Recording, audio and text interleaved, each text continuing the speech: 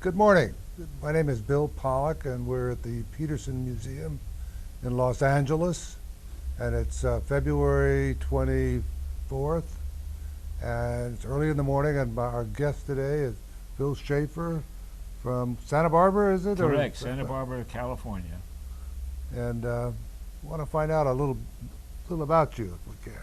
Oh, the good old days of racing, the 50s. Well, that's what we're into. Is that there were no other racing. Oh, that's right. That's right. They all started calling cars by numbers instead of names. Right. And putting they all look alike advertisements on and them. whatever. What was the first thing that got you started with cars? Oh, going to my first road race at Thompson, Connecticut, and looking at the racers out there and thinking to myself, God, I can drive better than that. That's the truth. And so that's how I got into the Sports Car Club of America, and Okay. and took my driving school and became one of the first 300 licensed drivers, competition drivers in America. That was now we're going back, 1950. Okay. Yeah, and into the 50s. You started before that, Bill. Yeah, I was in the late 48, 49. Those were the We real were just good fooling years. around. We were just getting started. No spectators. Not too many, and of course, even then, when we did have spectators, we had snow fence, which would not hold any. Oh, that's right. That's right. Snow fence and Yeah. snow bales, or hay bales. Right? Yeah, but you can drive through very quickly and easily. Right. So yeah, we're lucky we didn't just have just a terrible thing. Yeah. Well, Killing, it was quite unofficial. In fact, my wife was a flagman in communications, and that's how it started. But that They was were the very East Coast. brave people. Yeah, they had to jump out of the way often. Yeah. if you happened to be looking at the time. Right. So what was your first car? First car was an MGTD, Okay. and it was so wonderful to be able to put the windshield down and put a windscreen up and drive a course, you know. Yeah. And I was taught by a couple of people that had been in racing for a few years, and when they took me around and showed me how to drift through a curve, I thought, this is like skiing. I like Yeah, this, exactly. isn't it? And so that was the beginning. I fell in love. And I spent the next 10 years in my love. So racing mostly on the East Coast? All on the East Coast. All of it. Yeah. Sebring, I didn't race at Sebring, but I used to go down there. But I was at Montgomery, at Lime Rock, Thompson Raceway. Where's Thompson? Thompson actually was one of the old dirt tracks that had a banked curve, and Wow. it's in New York, and that was before Lime Rock. That's where John Fitch. So was it dirt when you ran on No, it? no, it was already originally that's what it was. Cunningham used to hang out there, and because he lived in Green Farms, Connecticut, it was very close. Probably not. Yeah. Yeah, and come up and John Fitch and all those people that were part of that early scene. It was fabulous. I mean, the people were so wonderful and dedicated to the sport. You know, that was the thing. It's like you didn't do anything but talk sports cars and eat with people and sleep with people that were into the scene. I think a very important aspect of that was the fact that it was amateur. Yes, it was. And without the evils of money involved. Exactly. We were all friends because. And it was a great, deep friendship, you know. Yeah. People really admired each other and worked together. There was no real threat of competition. It was a gentleman's sport. Right. And it's something that I try to explain that to people now, and there are very little amateurism left. Oh. I'm not sure where. I mean, even in the Olympics, it's creeped, It's professionalism is creeped in. extremely competitive. You know, it just, Yeah. Yeah, but everyone was for the sport and for the benefit of the automobile. Actually, we put in some of the first seat belts, and you know that you had to go to an airplane factory to buy seat belts. the war surplus. War surplus, correct. And even the helmets, the Bell helmet actually was developed because of sports car racing. It was dedicated to Charles Bell, I think his Well, wife. there was a guy by the name of Snell. Snell? Well, Oh, yeah. before that, we raced with really good-looking helmets, Cromwell's, and that were beautiful, but I think they were made out of cardboard.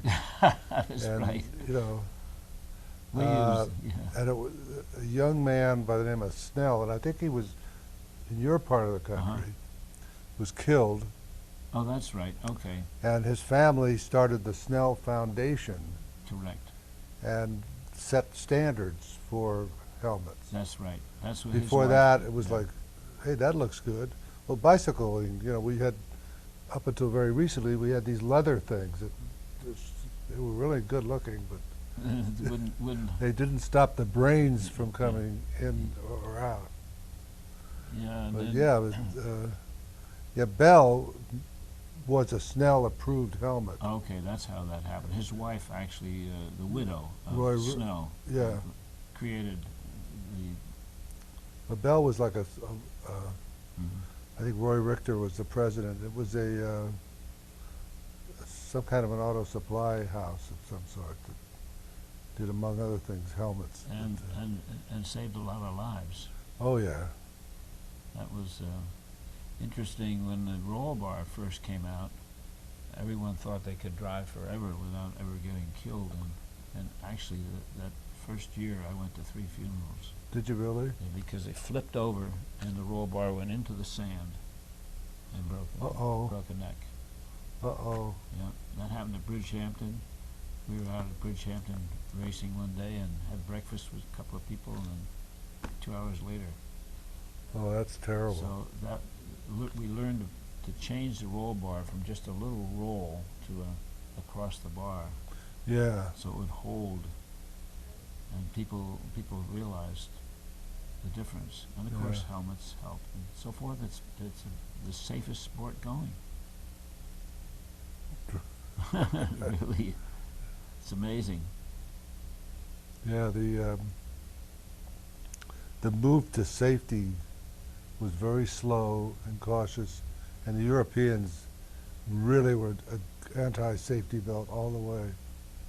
They really They, didn't know that. I remember, I remember there was this German test driver, and he became an executive with Porsche, Huschke von Hanstein. Oh yes, I know his And name. he said, you know, he would rather be thrown from the car, you know, than be burned in the car.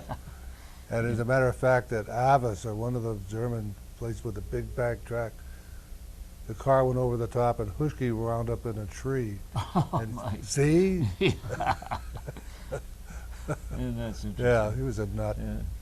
Yeah. But yeah, they were very slow, and even in this country, there were a lot of guys. They put them in the cars, they'd unbuckle them. They thought that was not a. Yeah, that It was the beginning. There was, you know, a different school of thought.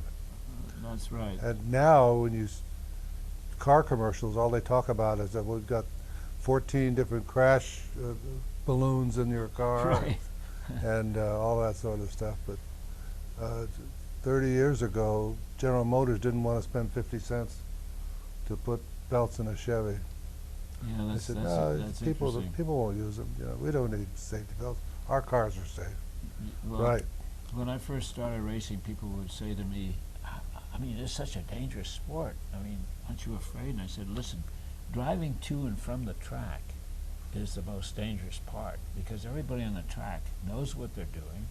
We have good tires, good in safety inspection, and so forth and so on, and they're credible people. So that's the danger, to and from the track. It's just very true. Mm-hmm. Yeah.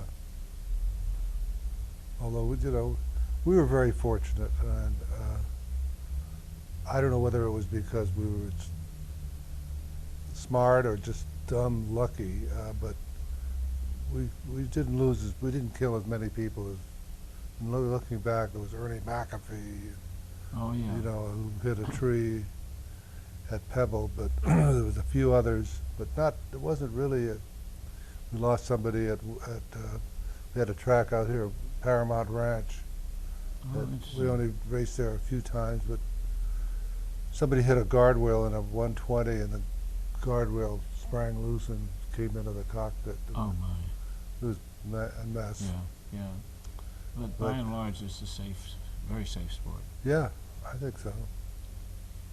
Yeah, I agree with you that driving here today. Yeah, it's more dangerous to be out on this freeway, Yeah. right?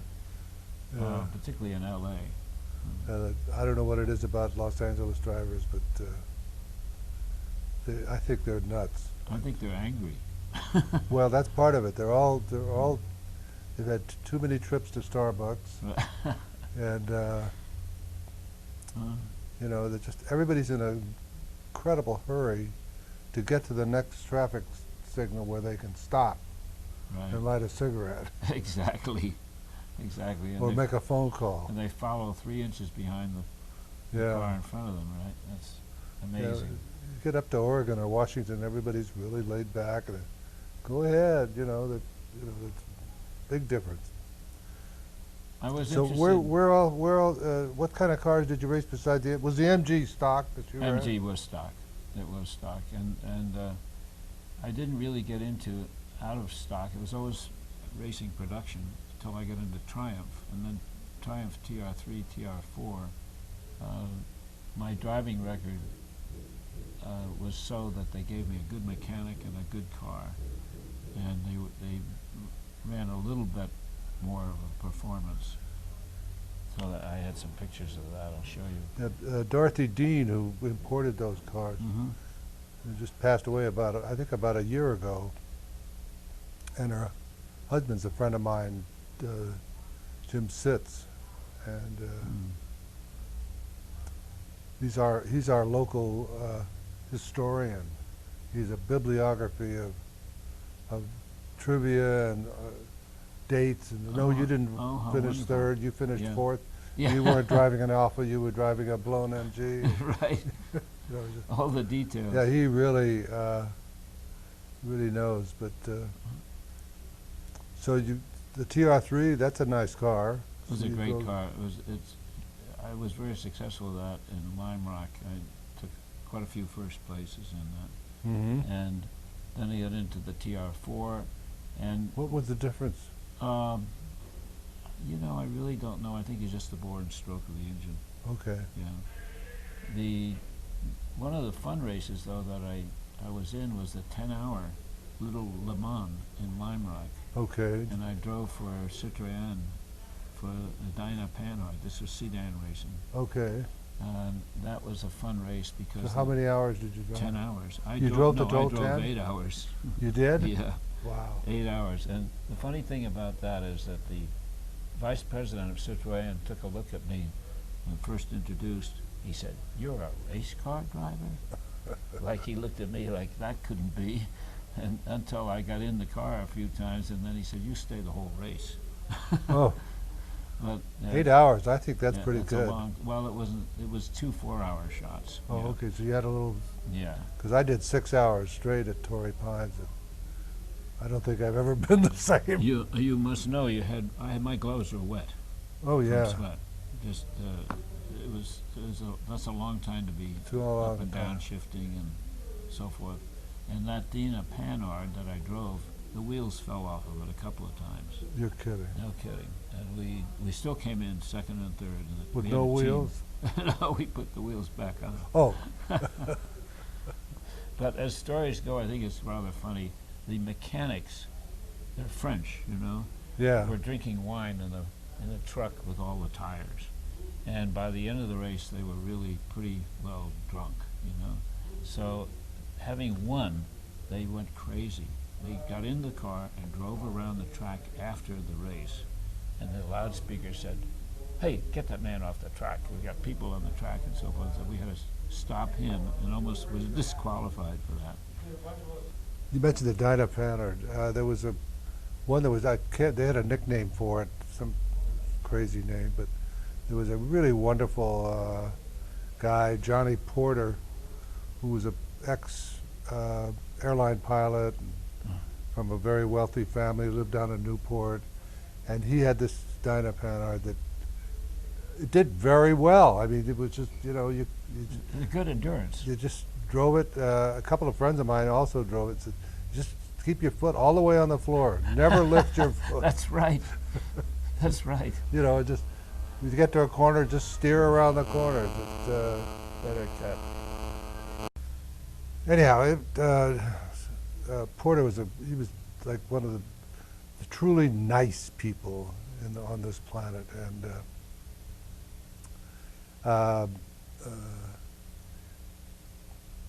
was fun to be around him and watch him race, because like, what are they, 750 cc or something like that? Yeah, very low.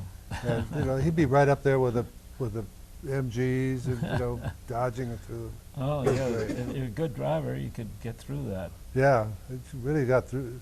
Well, like you mentioned Santa Barbara earlier, that was one course where he almost always raced there, or we raced down in Palm Springs. That was another one of his favorite beautiful. places. But a good friend of mine, Cy Yetter, who drove one of Ken Miles's specials, he also drove that Panhard, and it was just a lot of fun. But had kind of a shifting thing up on the. Yeah, it would come off in your hand too. Well, it's French. Exactly. Yeah, I was in Paris a few years back with my wife, and she said, "Well, let's go up the Eiffel Tower." I said, "I'm not so sure. Looks pretty rusty to me." It's also French machinery. Yeah. Not that I'm prejudiced, but I really am. Yeah, the French car. Well, the Citroën. That was actually was a pretty good car. Yeah, and they were good people to work with. It was. So did great you ever get experience. into any big stuff, any big machinery? No, actually. You mentioned Arnold Bristol. Oh well, I have an Arnold Bristol. You have one right now? No, I have a SCCA Bristol. I don't have it anymore. Oh, Which is the same engine yeah. and a lighter body. I think it weighed about just a little over 1,200 pounds. But it looked more like an AC, didn't it? It was an AC, but it was with the hard top. Oh, you had a coupe? Yeah. It was Okay. I think That would have been a very nice car. Oh, it's a beautiful car. By the way, that's Bob Richards' favorite car. I don't have a picture. Yeah, there. well, I know what It that is is, yeah. essentially a very light aluminum body, and drove it a couple of times in competition. It's a wonderful car. In those days, it had 16-inch wheels, and that was big for a little car like that. Yeah. So do you go to any of the races now? What do you? I still do if I see one anywhere around. There's not much happening here for me in California because I'm in LA and I have to go up to. I haven't been out to. It's Button Willow? yeah, Button Willow is a long time ago. 3 or 4 Yeah, I've never months. made it. Yeah. Like, it's in the middle of nowhere. I'm afraid if I got there, I'd never find my way back. That's it. Yeah, no, I'd love to see some good automobile racing. I'm not into anything like NASCAR or what have you. That's boring to me. Yeah. I mentioned earlier that I don't know when it started, but now it seems to be prevalent in all the racing, is they don't identify the cars. They just say, there's the number 3 car coming up on the number 7 car. You don't know what so kind of on. a car it is, right? And I guess because they're all the same. That's right. I think Yeah. you're right. Dodge or Ford or what have you. But right? I was, a couple of months ago, I was in Van Nuys, I saw this wild-looking car, and when I got up close to it, I realized it was a totally plastic-bodied car. Mm. That it was, but when I looked inside, it was like a full-out race car inside. and had, you know, everything about it, the frame, the whole interior with all braces and stuff. But the body was just the thinnest plastic you can imagine, and the lights were really decals. Oh my! And I had to actually go down and they looked so real that I had to go and touch one to make sure that it wasn't really a light. How interesting. But typical, I mean, it was probably some kind of a NASCAR car or whatever.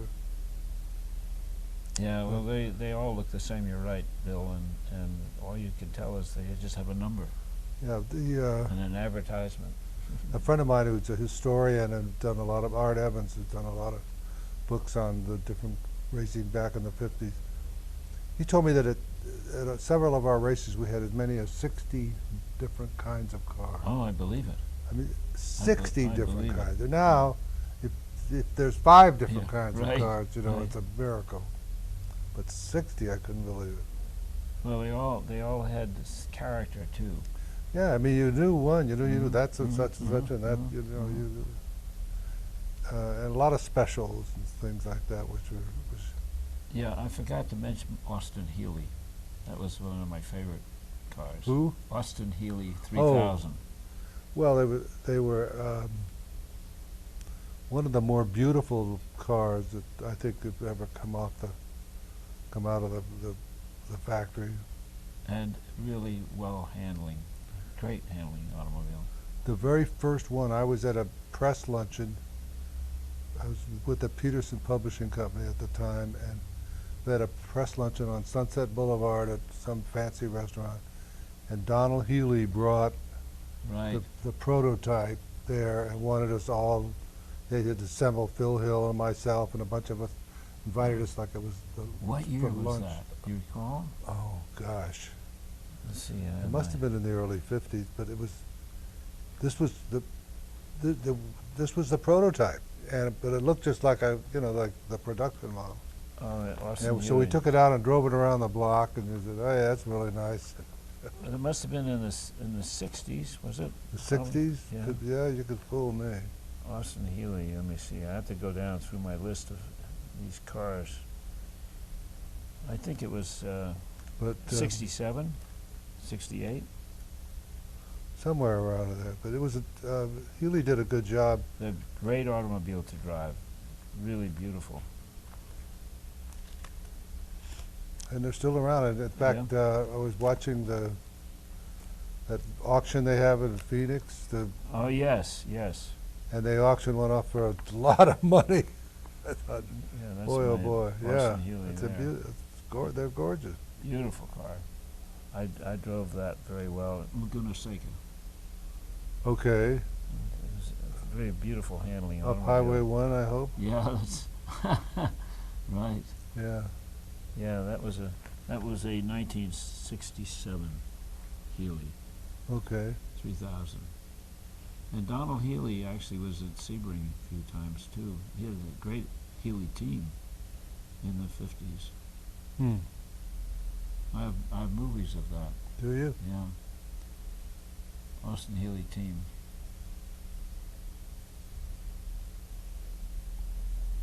And Okay, well, some of the other cars, I know one of this is my 330 GT America oh, that's nice. Ferrari, which was a beautiful car, and I have the original bill of sale here to give you an Yeah. idea. You how- still have that? Oh no, I don't. Couldn't keep any of these cars because it kept on parlaying my way up, I guess. But the original bill of sale here on the Ferrari was $6,000. Really? Yeah. Luigi Chinetti, Yeah. 1967. Yeah, it'd be a little more than 6 right now. I think it went over $1 million. Did it really? Yeah, and back down again now. I I'm think sorry you don't have it's- it. Me too. Me too. There's Could the take us to interior. lunch. There's the interior. That's exactly right. Yeah. Beautiful car. Oh, they were fun cars. And always to mention, of course, this is a Laguna Seca too, but didn't race it. That's my Aston Martin DB6. Pete Peterson had a DB6, was it? I think it was was older than this. That's a very heavy car. It weighed almost 4,000 pounds. But I love the way Astons drove. I drove a few. Indeed. They were really 12-cylinder, neat cars. 12-cylinder automobile. Yeah, it's just Yeah, like sitting in an easy chair and enjoying the scenery. yeah, they were probably one of the nicer touring cars, and Maserati being maybe the best road racing car. I love the sound of the engines. Yeah, The Maserati, would it wind up, just on the back straights. yeah. I drove both the 2-liter and the 3-liter, and they are really solid feeling cars. Well, the Ferrari always felt good to me too. Did you know Bill Spear? Not well, Yeah, but I he's- knew, of course, knew who he was. Yeah. He and Phil Hill and I raced at the last Pebble Beach race. Or the next, no, it wasn't the last, it was like the 4th one. And Spear was in a 4-liter Ferrari, and Phil was in a 3-liter Ferrari, and I was in the Allard. And Oh, marvelous. we had quite a race. This is the Pebble Beach? Yeah. What year was that? Do you recall? Well, it was the last time the Allard, because the car got wrecked after the race, but oops. I think yeah, it was sometime after, like in probably 55, 54, 55. Yeah, those were the days. Yeah, That was the day of great racing from the 50s. Then it got more commercial, I guess, after the 60s.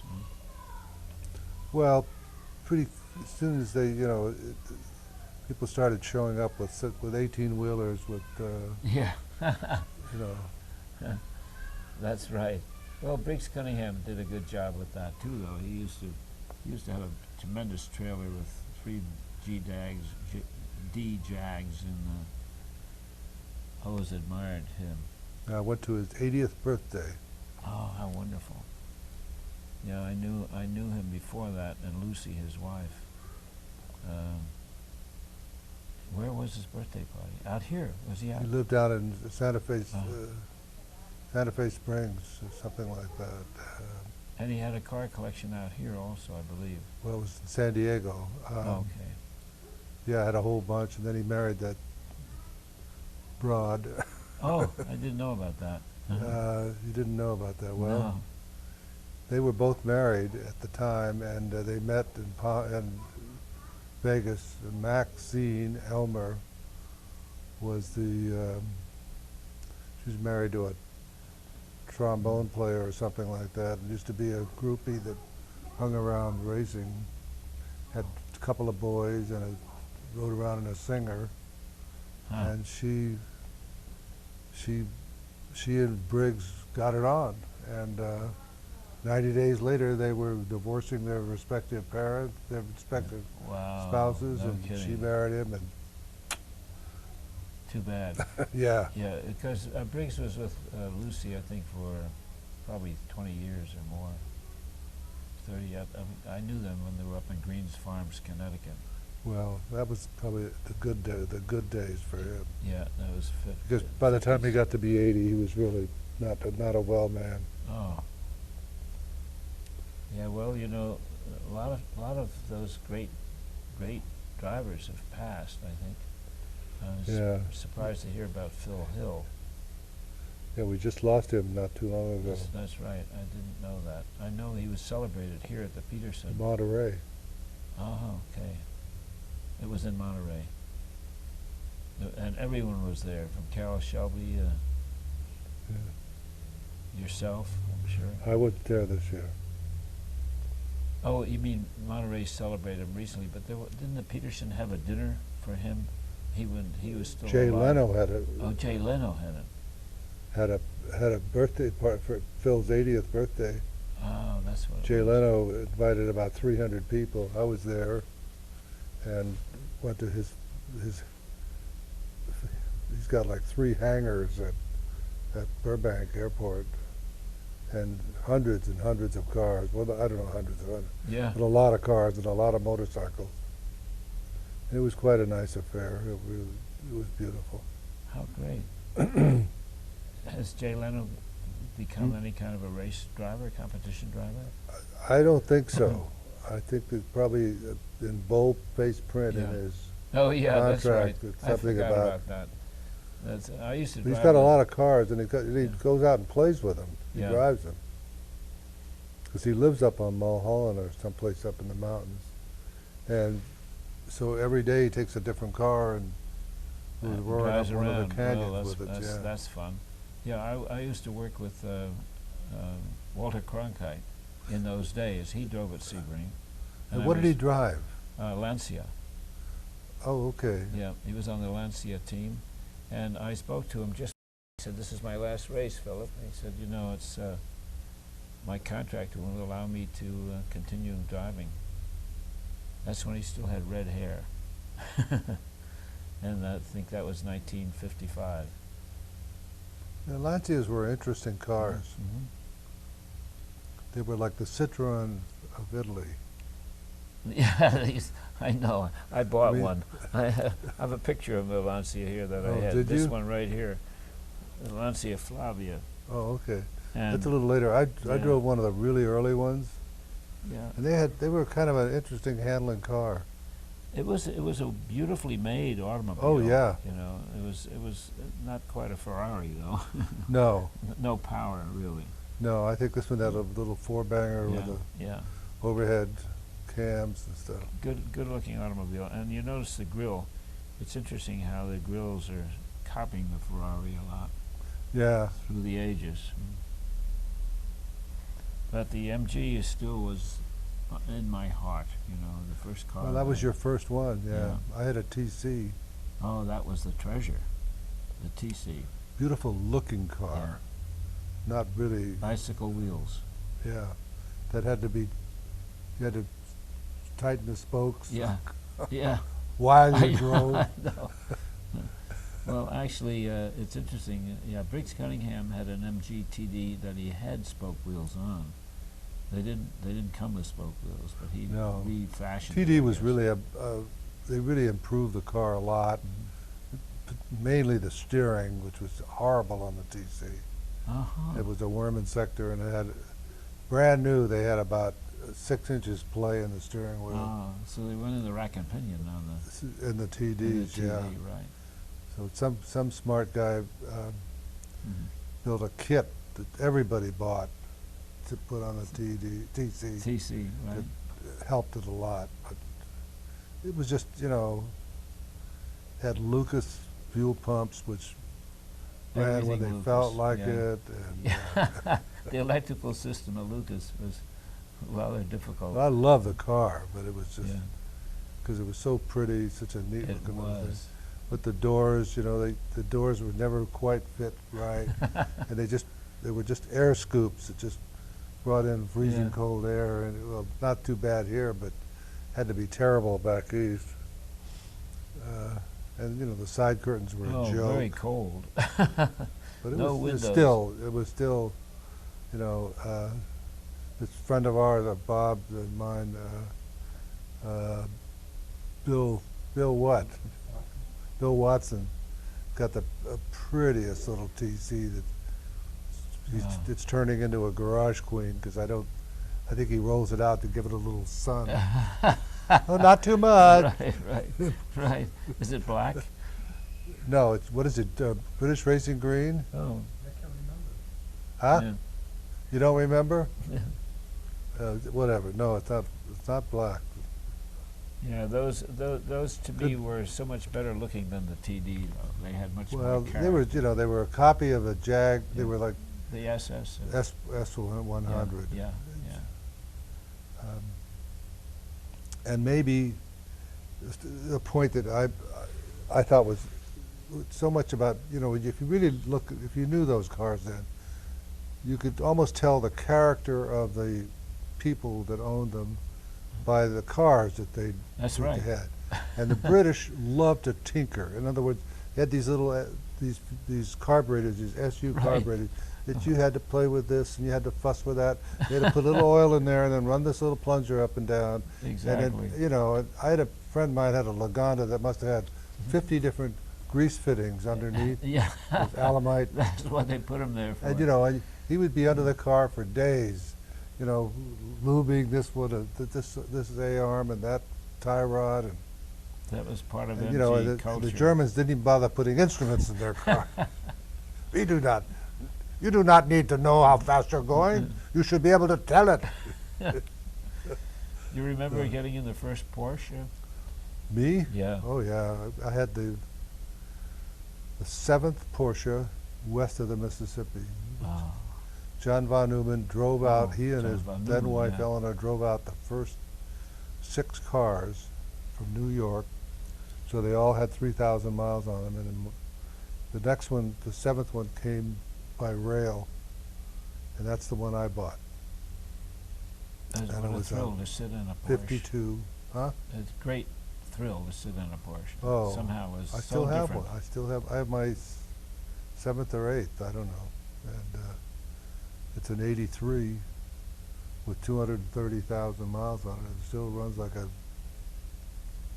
pretty good. And yeah, those early ones they were a hoot. They were a lot of fun. Yeah, the sound of the engine was just memorable forever. Amazing, Mhm. amazing. The way they handled. And everybody, like a lot of my friends, oh, air cooled. Those things are going to burn up. They're not going to. Right. It won't last 6 months. It'll be, Right. it'll be in pieces. Or a little car. Aren't you afraid of driving a little car? That's what I Yeah. used to hear. Yeah, I was parked once down in Los Angeles by MacArthur Park, and it was a little hill, and I had just had a meeting about something, so I was sitting in the passenger seat with the door open, and I was making some notes, and I heard somebody coming, and it was kind of this old wino guy, bum, was shuffling up the street, you know, slowly, and he came up close to my door, and he stopped, and I looked up at him, he says, "Hey, Sonny." I had this car. Yeah. It was the first one was like this awful shade of green, and this old guy looks at me and he says, "Hey, Sonny, looks like you picked it before it got ripe." Oh, how great. Yeah, but it was a terrible color, just kind of a bilious green. It wasn't dark enough, wasn't light enough. You know, Yeah. it was just some awful Kelly green or something. I don't know.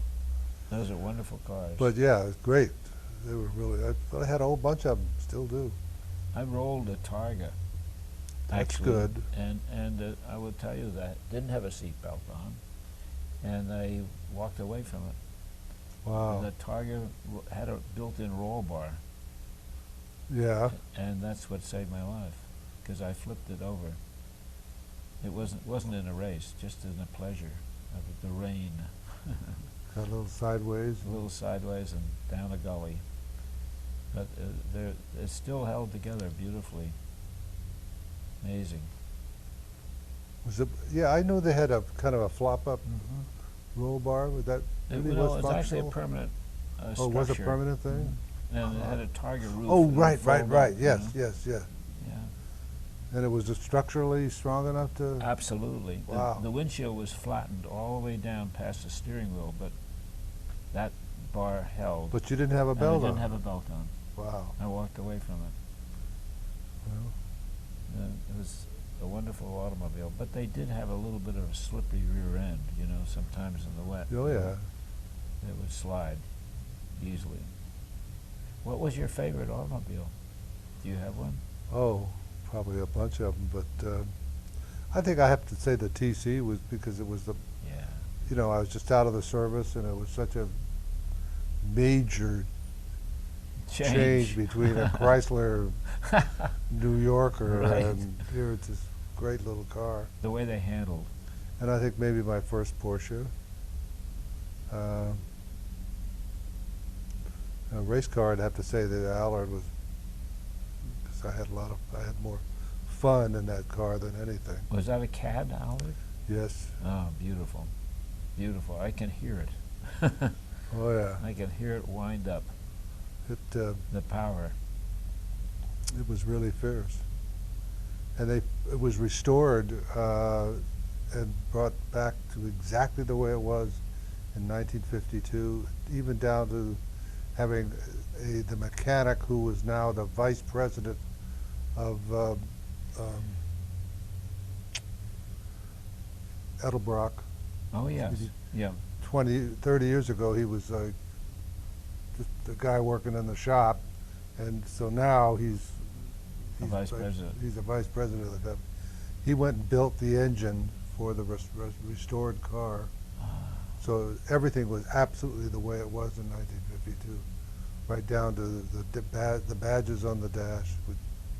So I went back and drove it. And, Oh, how fabulous. At Laguna Seca. Scared myself just about, you know. Was that in historic racing back there? Yeah, Uh-huh. they had some really good stuff there. But, you know, I kept thinking that they shrunk the cockpit. I'm sitting much closer to the steering. It just, Was the you know, engine the same size and everything? Oh, yeah. But, you know, the steering was terrible because I drove up there in my Porsche. Oh, yeah. So I got out of that, and this had Yeah, it was maybe heavy. this much play in the steering, which was the way a car was, always, standard. And I said, what's wrong with the steering? They said, what do you mean, what's wrong with it? I said, well, it's got all this play in it. The I play. said, no, nothing's wrong with it. That's just the way it is. Well, I used to But, see that yeah, car that on was- the East Coast a lot. I used to run that at Thompson.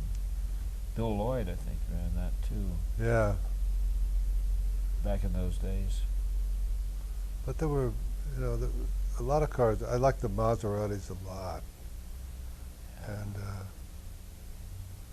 I never raced the 300 SL, but I drove one at very high speeds out in Death Valley, and I was very impressed with the way that car. Yeah, those Maseratis were Yeah. well made, beautiful for competition, Yeah, and they won a lot of races. very reliable. Yeah, that's right. Very solid. Did you know a Ken Simpson up in the Montecito by any chance? No, his name sounds very familiar, but I do not know. He was the owner of a car that I raced called the Baldwin Special. Willis Baldwin was Oh, yeah. Santa Barbara native. Yeah. In fact, I just got an email from somebody that's wanted me to, and Simpson had a Maserati, one of the early beautiful little coupes. And this guy wanted to know, you know, what color was it and what kind of a white stripe. And Yeah. you know, I get letters like that from people that, you know, what does it really matter? Right. Well, that's the way they Yeah. remember it, I guess. But yeah, I wrote him back, and then like 2 weeks later, I get exactly the same letter from him. I mean, he obviously Didn't get the. didn't either he Register. didn't get my Right, response, right. or he lost it or something. I don't know, but it was exactly the same letter. So that's it. Had it with this guy. Santa He used Barbara. up all of his free time. Well, those were the really fine days in the 50s in California when you had Pebble Beach and Santa Barbara, and what else was there? Well, we had Torrey Pines Oh, Torrey Pines, of course. and Palm Springs, and then eventually, of course, Pebble Beach. You mentioned Pebble. Right. They did a little racing down in San Diego. I didn't go. There's some kind of an airfield down there. We also ran at Stockton and Interesting. Madera. Uh-huh. Had a good race at Madera. That was as far south as the Allard ever came. And a fair amount of racing, you know, keep you busy, busier than you really wanted to be. It was a great fraternity of people. Pardon me? It was a great fraternity of people. Yes. It was somehow everyone that was into sports car racing in those days was almost like related to each other in soul. They were just beautiful people that you only meet at the track, and it was a way of life for me. I A lot of fun. I wouldn't do anything if it had anything else to do with cars, with sports cars, right? The people you met, if they drove a Cadillac or a Ford, you didn't really spend much time with them. The thinking was totally different. True. And they never understood. You couldn't. It's like there's no way you could convince them that the little car was good or better. That's or, right. No, that's exactly right. They used to criticize you for driving a small car. In fact, when I first had my MG, people would try to drive me off the road. Did you ever have that happen? It was like they were annoyed that a little car would be on the road. Yeah. And why are you taking up all my space? Well, we used to have great arguments about how our braking power was better than. We actually went to General Motors to Kettering and said, why don't you put some decent brakes into a car? In fact, when Ford came out with the first Thunderbird, they called it a race car, a sports car, and we went after them, the Sports Car Club of America, and said, you can't call this a sports car. It's not a competition car. We tried it on the track, and the brakes wouldn't last 10 laps. They'd burn out. Yeah. So that's so much for the American sports car. There really isn't one. No. A Corvette. Well, Corvette. Perhaps, Yeah. That's a pretty good car. I think on that note, we'll probably call this a wrap, and thank you all for watching. Thompson, VW Racing, stock car production, Thompson Raceway, 1954. There were 20 or 30 Volkswagens, all the same, driving. So it was up to driver's skill, actually, who would come in first.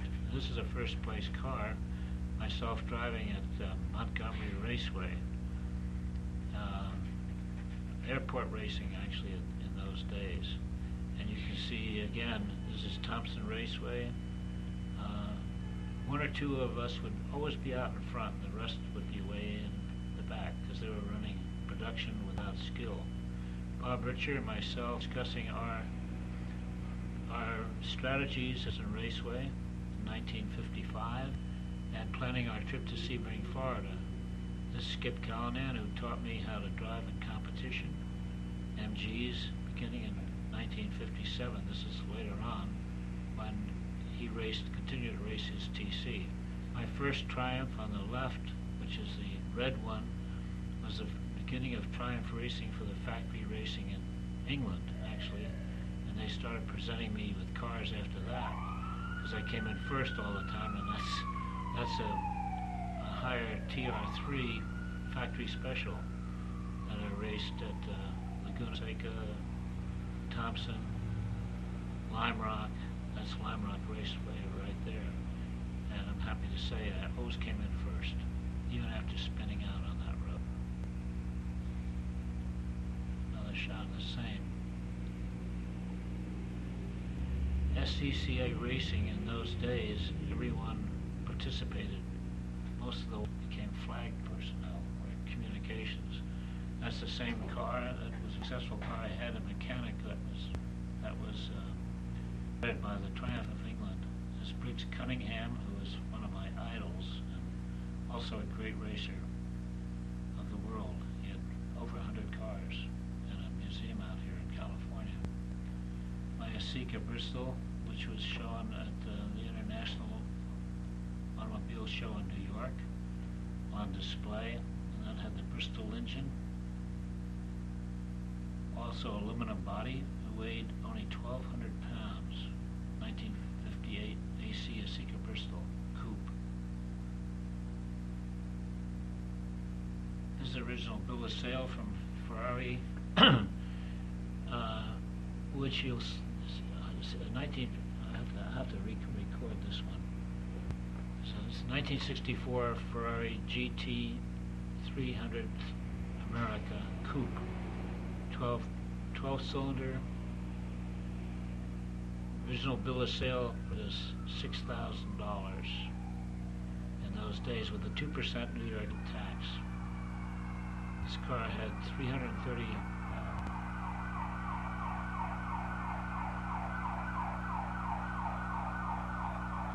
60-spoke original Barani wheels. Right?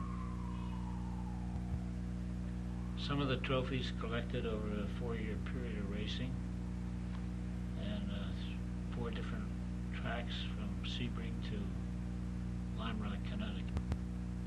And finally, the Fraser Nash that was driven from New York to Sebring, Florida, 27 hours non-stop through the night. And tickets